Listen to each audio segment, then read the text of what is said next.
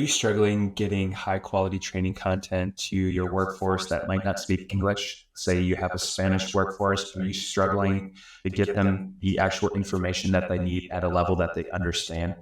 Are you using things like Google Translate, talking into a phone in order to communicate with them? Well, in this video, I'm going to show you how I handle a Spanish workforce or another language workforce, and how we can get effective training out to them. My name is Corey White. I'm a small business consultant that helps small businesses comply with OSHA and EPA regulations. In this video, I'm going to show you how I can use a software tool to automate 75% of the work that I do. All right, let's get into it. So what I do is I actually use a tool called Murph AI, and Murph AI is a wonderful tool that uses AI voice to talk through a script and slides. And so one caveat that I need to talk about right away is the use of using AI or Google to translate things.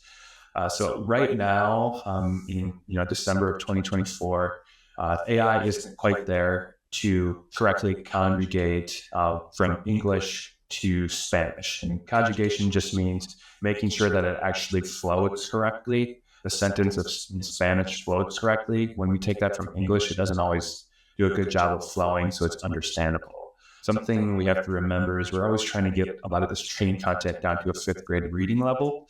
And when we aren't conjugating things correctly in Spanish, we're already making it go above that 5th grade reading level because they have to read it, try to reconjugate it in their head, and then try to understand the concept after that. And by the time they do that, it's already too late and they're taking up way too much time. So what I recommend doing, and what I do right now, is I have my English training videos, and I actually have someone physically translate it into Spanish, making sure that it's all conjugated correctly. So as soon as we get all of the training slides translated, we'll then translate the training script. And then all we do is we dump those straight into Murph AI. And then they have a great AI voice. They use Lola specifically. So Lola is a Spanish, Mexico, speaking AI voice. So you get a more authentic way of speaking than if like a native English speaker were speaking it. They would have an English accent when they're doing it. Lola here does not. But there's many other languages that can be used as well, and it gives your training content that authentic sounding voice for those employees, because then again, it's helping them understand the content better. So what I specifically do then is I put it into a learning management system. I use a program called Proact EHS, and what we'll do is we'll create both English and Spanish.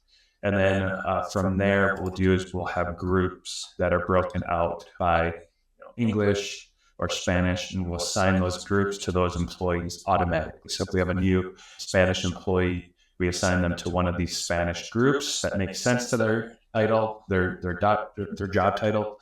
And then from there, if they're added into these groups, they'll automatically be assigned all the applicable Spanish training for them. So that's a way we can differentiate, make sure we're getting the right training to our Spanish workforce compared to our English workforce. So that's how I manage, people that come from diverse backgrounds, different languages. Even there's a lot of people that speak English, but it's their second language. So if we can give them information in their primary language, it's that much better training. So that's how I handle it. And one of the many ways I use software tools to automate 75% of the administrative tasks that I have to do.